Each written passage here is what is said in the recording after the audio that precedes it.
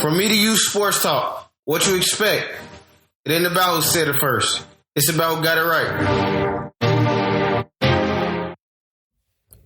I want to welcome everybody back to another great episode of the From Me to You Sports Talk.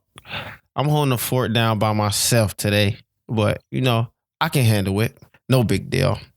Definitely a beautiful morning over here in Tampa, but I kind of miss something about home.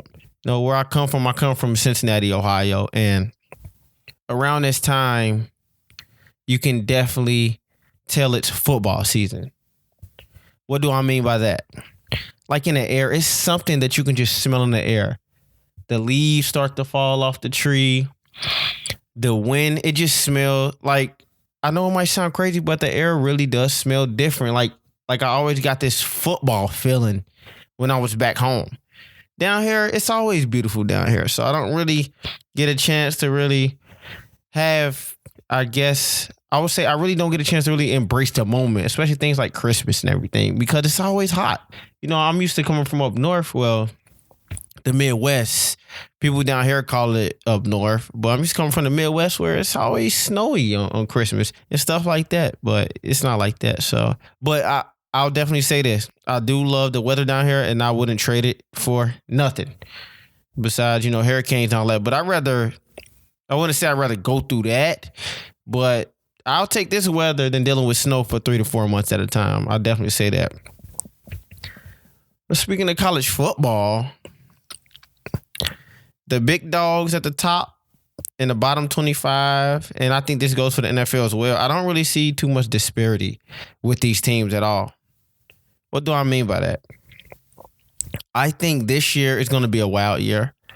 I think in college football, you have a couple elite teams. Well, it's probably usually like that every year. I think Clemson is something serious. Now, going into that Louisville game, I was like, well, Lamar Jackson's at home, so this is going to be very interesting. But I know the Louisville does not have a defense to help Lamar Jackson out. We seen that in the bowl game against LSU last year. So that's something that's something the Cardinals definitely need to address is a defense. You have a Clemson team coached by Dabo Swinney. Very disciplined. Very good defensive line. Good linebackers and good secondary. And they have a quarterback who runs faster than Deshaun Watson. I know a lot of people probably wonder, how can Clemson possibly come back better than ever? How could Clemson actually rebuild after losing so much to the NFL and stuff? But you see what happened with great teams. All they do is rebuild. They don't know how to stop. They're not Clemson. Did everybody think that Clemson was going to take a break? No, they smell blood in the water. Clemson wants to come back and win again, which was a very, very, very, very interesting college football, final championship last year that they beat Alabama in. That was a crazy game. But anyway, this year Clemson team is pretty scary. And I think with the quarterback, DeAndre Francois getting hurt from Florida State, I think the road may have got a little bit easier. Well, a lot easier for Florida State. I'm kind of interested. I'm kind of interested to see how Florida State is going to approach this whole situation. Who's going to be their quarterback? Because I know the Cam Akers guy, who they got from Mississippi, he was a quarterback in high school, so he was a dual threat. Is Dabo going to change his offense up? Not Dabo, I'm sorry. Is Jimbo going to change his offense up? Because we know Jimbo likes, pocket quarterbacks. Or not even pocket quarterback, just he likes quarterbacks who can throw the ball all over the field. We definitely seen that with Jameis Winston and DeAndre Francois. I think Francois is an immaculate talent. But if you don't protect him, how do you expect for him to play in 12 games? I think the offensive line definitely needs to be addressed at Florida State. That's definitely a huge problem that I have as a fan of the sport watching. But hey, it is what it is. They just made it a whole lot easier for Clemson to finish in the top 4, because I don't really see. Well, I can't really say that now because Clemson wound up losing. Who was it? Pittsburgh? I think Pittsburgh wound up beating Clemson last year and stuff, and we didn't see that coming. So anything is possible. I know Virginia Tech is going to be tough. Virginia Tech comes down and play hard every year, no matter who they have on their team. And while we're actually talking about Florida State, I'm going to touch on a couple Florida teams. Why not? You got the Gators. They have not had a quarterback. I'll say a steady quarterback since Tim Tebow. This is a problem. You're in Florida. You are the Florida Gators, right? I don't understand that about teams. Like, okay, it's not just Florida. It's Auburn, too. This is Cam Newton. But they had Nick Marshall as well. So I guess if you want to throw Nick Marshall in there, I think he was a receiver. And then they transformed this guy into a quarterback. But you have these big powerhouse programs. And you mean to tell me you can't find a quarterback who can throw the ball to his receivers? That'll make your team that much better. We know Florida brings a top 10 defense to college football every year. So does Auburn. Auburn brings a top 10 defense. But Auburn is definitely the epitome of having a great offense. No, you can't have a great offense without a quarterback. Without a pretty solid quarterback. You might have a good I guess a mediocre offense, but Florida and Auburn and actually Auburn both suffer the same problem. They have these great special teams, great defenses, and they never have a quarterback to get them over the hump. That's why Alabama just wiped their hands with these guys, because they feast on these quarterbacks. That was a good game from Florida last week. I'm not throwing no shade or no hate around for none of those guys, but I've seen it way too often. I'm like, when is Florida going to bring in a quarterback? It doesn't even have to be a 5-star recruit, because they've had 5-star recruits come through there, and they just haven't panned out. On the other hand, Jimbo Fisher hasn't had that problem. So could it be recruiting? Could it be the system? I don't know, but they definitely need to get that fixed. Then we're going to go to Alabama, man. I'll tell you this right now. For the people out there listening, I'll never bet against Alabama. I don't care. Out of 50 games, they may lose 2. And they can easily win 20-some games in a row. But when you have a team coached by Nick Saban, and a lot of my friends actually think that I'm an Alabama fan. I'm not a Bama fan at all. I just respect what Nick Saban brings to the game. And I think everybody has to. I mean, discipline. You don't expect Alabama players to miss assignments. It just doesn't happen. That doesn't happen in Alabama. You have Jalen Hurts. I remember his first game. I think he actually fumbled. If I'm not mistaken, Jalen Hurts actually fumbled, and you've seen the resilience from this guy that he displayed. This guy comes back and wind up taking his team to the championship. Yeah, they lost, but for a true freshman to even do that in that circumstance, that speaks volumes. Now, Alabama loads up on defense every year. It doesn't matter. They just lost they lost 2 linebackers. I don't think that's going to make a difference at all.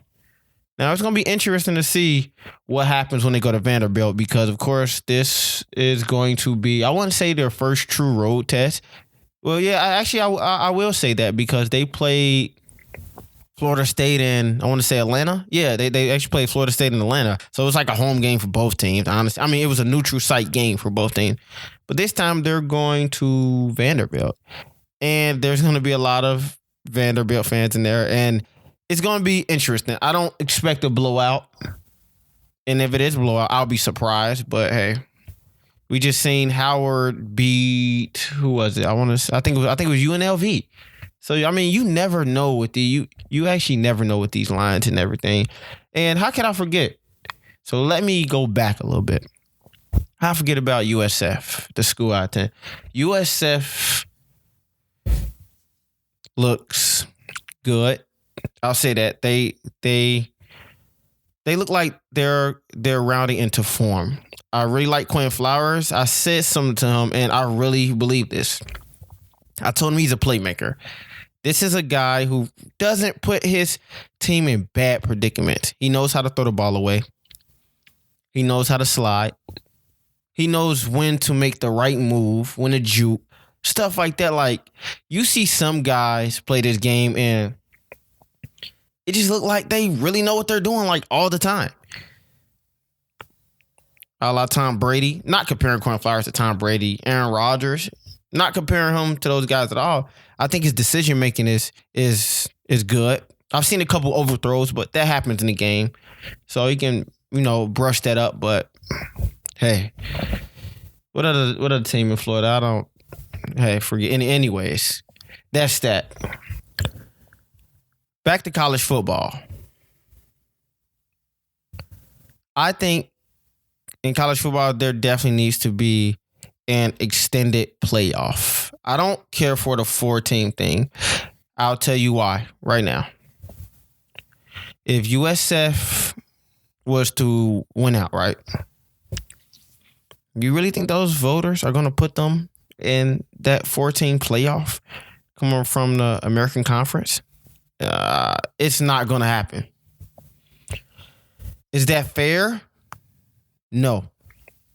I think the same thing happened to TCU years back because of your conference. And we know that when these guys come and vote, they're going to base you off of the teams that you've beat and the teams that you are aligned with. They'll say, oh, you guys played Tulane. You guys played UCF. Teams like that. Does that take away from USF victory? To a lot of people, it does. I would love to see a 6 or 8-team playoff so that you can get that excitement factor. You can get teams upsetting other teams, as we see in college basketball. That doesn't really happen in, playoff time in college football because it's just top 4 teams. Okay, well, I expect Clemson to win this. I expect Alabama to win. Oh, it's going to be Alabama-Clemson. I figured they would do it like that in a whole seeding thing the way they did it. And you can pretty much bank on what team's going to win each time. I'm telling you.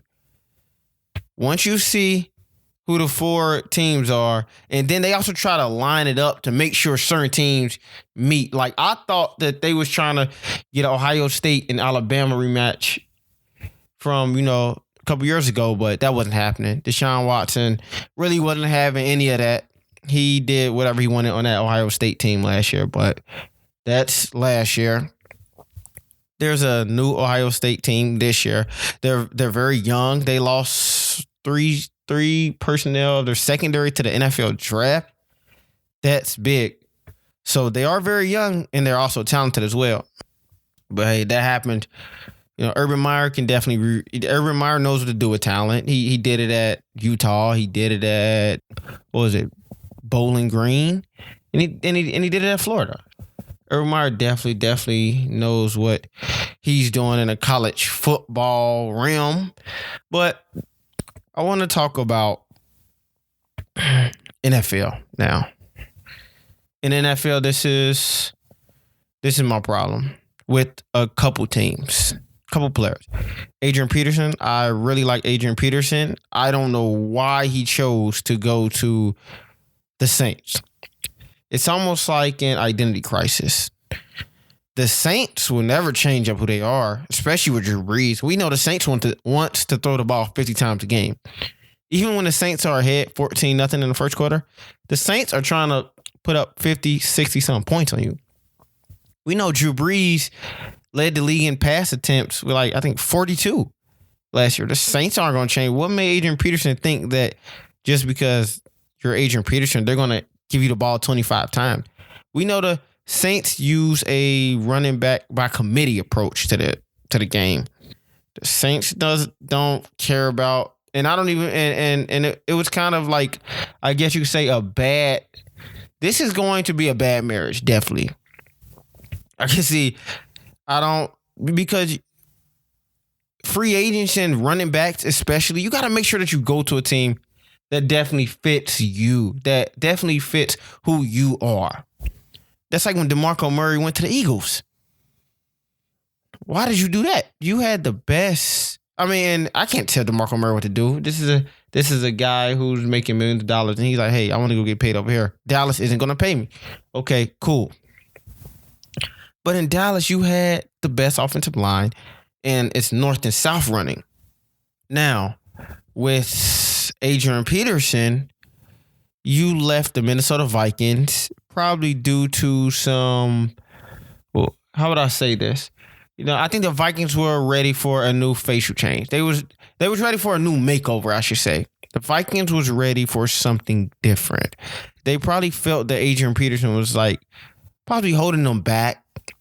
I mean, they had McKinnon, who's very good. They had the other running back, but they thought like, well, there's a lot of good running backs coming in this draft, so maybe I can just move on from Adrian Peterson, which the Vikings did. And I think that was smart. I mean, Adrian Peterson he has a history of injuries. He's a lot of people might say top 5, top 10 running backs of all time. I think a healthy AP is better than still 95, 96%. I don't even know if I can even go that high anymore. But I'll definitely say better than 90% of the running backs in the NFL. But the running back game has changed. I don't need to have just one big bruiser. I don't need to have one running back no more. We know that you can have 2-3 running back. The Bengals, they got a 3 running back committee. They haven't won any games yet, but they got 3. A lot of teams got 2. And that's just that. The Saints, I think, will definitely regret this. This is Adrian Peterson probably wound up leaving. Somebody wound up probably trading for him. I don't know why they did that. You can go back to Reggie Bush, Sproles, Ricky Williams, all these guys. The Saints don't just give the ball to one receiver, and they don't hand the ball off like that. As a running back in the Saints offense, you got to know how to catch. You got to know how to pass catch. We've seen Darren Sproles made a living off of that with them. So that's that. On to the New England Patriots. I am a Patriots fan. I've been a Patriots fan for a very long time. I know y'all used to people jumping on a bandwagon and people like, oh, you only like them because they won this and that. No, I've been a Patriots fan. I started following them when Corey Dillon left my Cincinnati Bengals, which I still root for. But he left the Bengals and he went to the New England Patriots. So what did I mean last week when I said Bill Belichick outsmarts yourself? Sometimes. Now, Bill Belichick is a mastermind, so it kind of sounds crazy for anybody to question anything this guy does. But sometimes, you really have to look at him like, Bill, why did you do that? You didn't have to do that at all. But who am I to say? Because a lot of risk that Bill Belichick has actually taken over the years has actually, paid off. I like this Dietrich Wise 4th round defensive end draft pick. Last week against Kansas City, I didn't see him in the game. I didn't see a pass rush, and it worked. I didn't overreact, but I knew that the Pats lost 3 defensive linemen. I knew that needed to get patched up immediately, like now. So when I didn't see a pass rush on Alex Smith, I'm like, oh, this is typical. Even when Chandler Jones was having his best years with the Patriots, I still didn't get that. I still didn't get a sense of a Patriots pass rush for real. I like the Von Millers, the Clay Matthews, but the Pats go from a 3-4 to a 4-3, and they're very diverse. Now, I'm not one to really, get on Bill Belichick, but I definitely got to give him a round of applause in the Patriots coaching staff for coming up with a much better game plan against the Saints.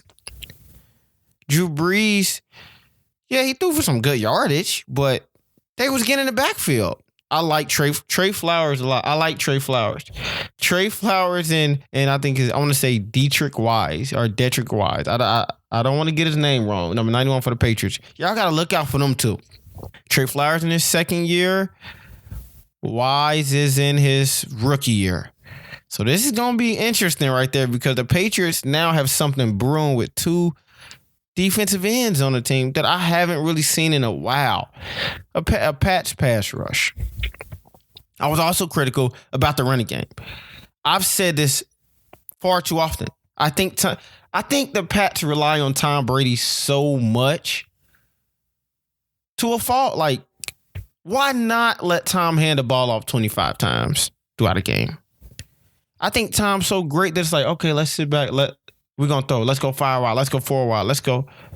But it's like, when is that time going to come when you're actually going to give Tom Brady a pretty formidable running back, as we see with other teams, and just take a lot of stress off of his shoulders? Now I know people probably like, what are you talking about? The Patriots get everything they want.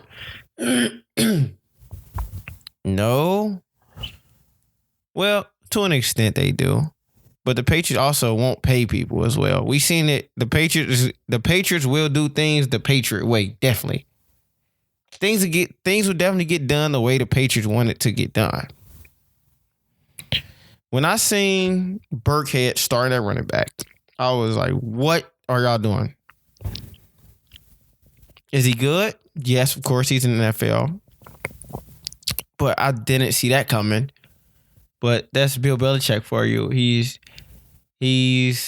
a great, curveball thrower as a coach. You got to expect the unexpected with Bill Belichick because you never know what you're going to get. Mike Gillislee was a player that I seen with the Bills, and I think he had 12 touchdowns last year. Pretty good season, but behind LaShawn McCoy, you're not going to get the touches that you think that you should get. It's just not going to happen. And I like the way Mike Gillislee run. So evidently he's seen something. I figured they wouldn't bring back LeGarrette Blount. I figured that. In that Super Bowl, getting stripped and all that stuff, like, yeah, it's over. He's done. He's not coming back. He's not going to be a Patriot next year. We know Bill don't play. Remember Jonas Gray rushed for over 200-some yards on the Colts. I think he had 235 on the Colts. I think, what was it, 4 touchdowns? He showed up late to a meeting. Oh, it was over. That was it. We never seen Jonas Gray come back and replicate that same performance he did. It just doesn't happen. Ooh, I know y'all seen that Sunday night game, the Falcons. They're scary. They're scary again. That defense can play man to man.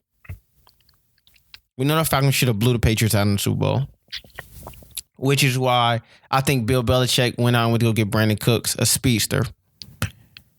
Now, if you're going to have Brandon Cooks, you got to implement him in the offense more. Maybe more screens to Brandon Cooks. More deep shots to Brandon Cooks. You have to stretch that defense with a Brandon Cooks. But we're going to talk about the Falcons. They might have the best running back tandem in the NFL. I don't think anybody would probably bash me for saying that. I'm pretty sure there's other good tandems in the NFL. But when you talk about guys who can do both run and catch, this is something you don't get too often on a roster. And they went down to, they got Coleman in like the 4th round. So that's called great scouting. Big time. But I want to give a plot to Matt Ryan. I want to give a plot to that defense. And I would definitely want to give a plot to the Falcons getting better. They didn't just, okay, we lost to the Patriots. It's all right. We're going to come back with the same team and we plan on beating them. They got better. They got better on the defense side of the ball, which is scary. Because last year in the Super Bowl, they didn't have True Font. Now, I know it's kind of hard it rarely happens for a team to go to the Super Bowl and go back the next year. That just doesn't happen.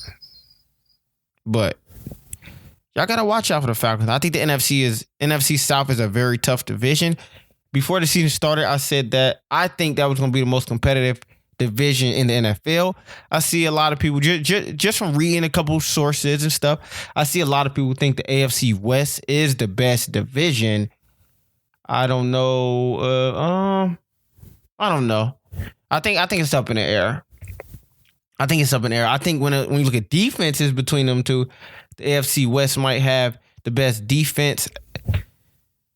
Am I gonna say that? The AFC West might have a better defense. If you were to compare the two divisions than the NFC South. Okay, so I'm not saying that the AFC West has the best defense in the NFL. I'm just saying compared to the NFC South. What other teams do I got to talk about? Oh, Aaron Rodgers, no. They kind of threw me for a loop. I didn't expect that. I did not expect that, man. Man, the Falcons got up in them receivers. They had no space, and Aaron Rodgers had no time. That D line was all over AR. So that was pretty interesting to see because I didn't think that would happen. I was like, wow, I thought it would be more of a revenge game, if anything, from Aaron Rodgers, but I didn't get that at all. Not at all. So we gotta wait till Sunday and definitely see what happened. This is actually like the best time of the year as well. Like how could I not mention that in the opening? That's probably how I should have started this podcast. You know, you get college football on Saturday. You get the NFL on Sunday. You can't beat that. You get to watch sports all weekend. This is like the best time. Like, it's like during the summertime, I get like, I don't get depressed, but for like sport fans, I'm pretty sure we're all out there and we can all agree on this. The summertime is probably like the worst time because there is no NFL, there's no college, there's no football at all. The finals just finished in June. I think the finals finished in June or July, early July. I think it's June though. And it's like, what is it on the watch? Baseball is long. Baseball is too long. I've said that. You play 160 something games. Like who wants to watch 160 something games of a season? Like who wants to do that? There's nothing better than waking up on a Saturday. You get to wake up, do some homework, do some work around the house. Do whatever you want, but you know, at noon, you got some games to watch. You got something to look forward to. In the NFL, 1 o'clock. I make sure I have everything done by 1 because after football, come on, I'm not leaving the house. I don't do anything. And it's been like that. I can't even work on Sundays. With any job that I get or that I have, I either need to have that Sunday off because I'll miss college football before I miss the NFL. I'm not missing NFL Sunday. So I either need to have Sunday off or I need to have a job where I'm covering some sports, watching something. Then I wouldn't have a problem working on a Sunday. That's just how it is. I love the NFL. But who don't? Probably a lot of guys out there that don't love it, especially since all the politics that are involved in the NFL. Then you could also talk about, you know, the protocol, the concussions and everything that go on like that. I didn't realize NFL was that dangerous of a sport growing up. I mean, I played it. I remember one time I tried to tackle this guy. He was like 6'3", 200 and some pounds. And I was maybe 4'11". It's like in the 8th grade. I'm a 4'11". Yes, I was. I was like 4'11", maybe 120 pounds. This guy like 6'3", 220. I tried to tackle this dude, and I remember this like it was yesterday. My head hurt so bad after that. I hit him low. I hit him on his shin, and I still felt the impact. Like, I felt that a day or two later. So you know how many concussions I've probably had that I've never even, you know, really known about or just really paid attention to? I'm like, it's just football. I'll be all right. It's okay. You know what they tell you? You got a ringer, go on the sideline. You know, get some water, get back in the game. These days, you got these players that are so fast, so big, so strong. They're coming 100 miles an hour at you. Not literally 100 miles an hour because nobody can go that fast. But these guys are, you know, just colliding at such a fast impact that it's like, man, that's scary. I know I don't want to get hit by none of these guys like that. But that's why you get in the weight room. You prepare yourself for this moment to actually, you know, take these hits. And we got a lot of guys, this is their livelihood. This is how they plan on feeding their family. So when you try to take that away from them, they do anything to get back and play. Barring injuries, anything, they could be hurt. And I think that's where the NFL needs to definitely do something about this.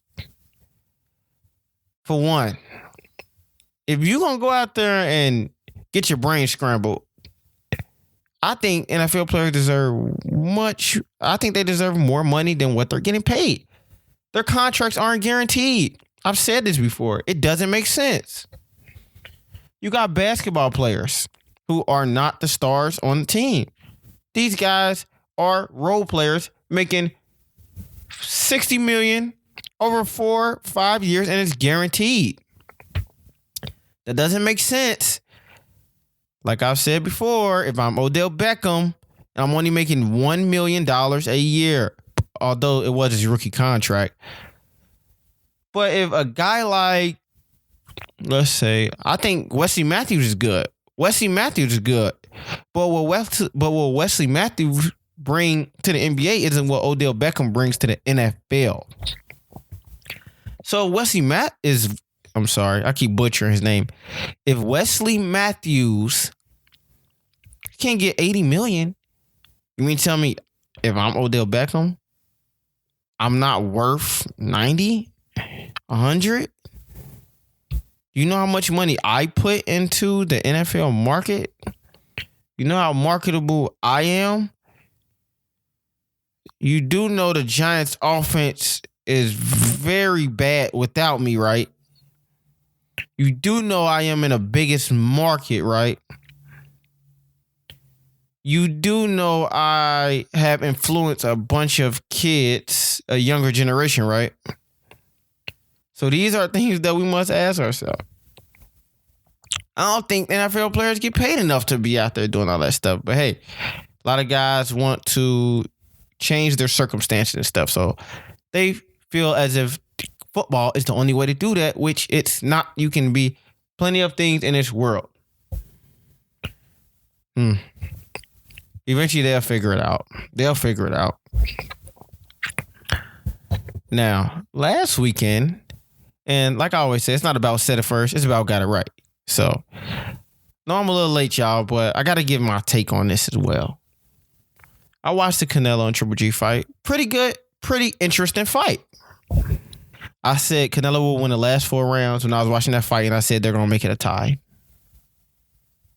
A lot of people said Canelo 175 or whatever they did. They broke down the numbers. I don't think Canelo won that fight. I think Triple G won a fight. But I don't think Triple G won any of the last 4 rounds. And I'm like, really? You let this guy really just win 4 rounds in a row? I think Canelo's definitely the better boxer. He really is. But I'll say this. I think Triple G will hurt him before he hurts him. Let me reword that. Because that was kind of, that didn't make sense. I think Triple G will hurt Canelo before Canelo hurts Triple G. I'll say that. Sounds better. Canelo would oftentimes back himself up and, box with Triple G. He didn't want to stand in front of that power.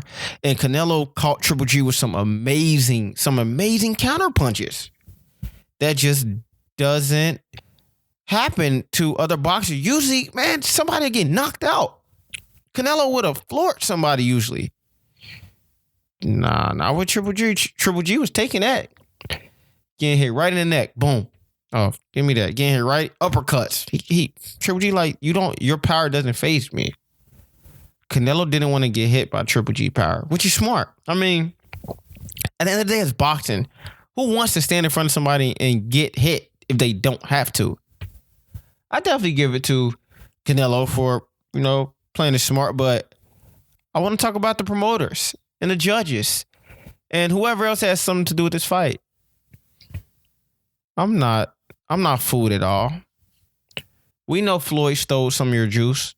Honestly, I wasn't even hyped up for this fight because I think the Floyd and McGregor fight was just marketed so well. I could have almost forgot about this Canelo and Triple G fight. And I remember Max Kellerman said something crazy too. I have to address this right now. He said, if the Canelo and Triple G fight is on and the Super Bowl is on, the Super Bowl, we're talking about the Super Bowl. We're not talking about the NFL preseason. We're not talking about it. Game 7 of the NBA Finals. We're talking about the Super Bowl. He said you will watch. True sports fans, I think he said, will watch boxing over the Super Bowl. I don't care who fights in boxing. Ain't nothing. There's nothing in sports bigger than the Super Bowl. That's that. I don't care if the Browns go play the 49ers. That's going to be a good Super Bowl. You don't miss the Super Bowl. But I'm not even going to get too far off my point. Anyways, like I was saying, I think Floyd Mayweather stole a lot of their juice. And they knew that going in. So it's like, this is what we're going to do. We're going to hype it up. We're going to make people think this and that. And we're going to go in there and we're going to fight. And guess what? I want y'all to keep it close enough, though. Because we're going to make more money for a rematch. They was charging, what, $70 to purchase the fight? Oh, rematch going to be $90. Something like that. Y'all not getting me. Y'all can keep it. I'm not giving y'all my money. I see right through this. What y'all just tried to do. Big time. I really do. Boxing, y'all got to fix that right there because a lot of people were mad. How did I feel about the fight? I think Triple G won. I figured they would do a draw and stuff like that. It is what it is. I want y'all to stay tuned to more great topics that I bring. Anything that y'all want to hear me talk about, of course, comment under the videos. You can always email me. Follow me on Twitter at TayNosSports. That'll be at TAEKNOWSSPORTS.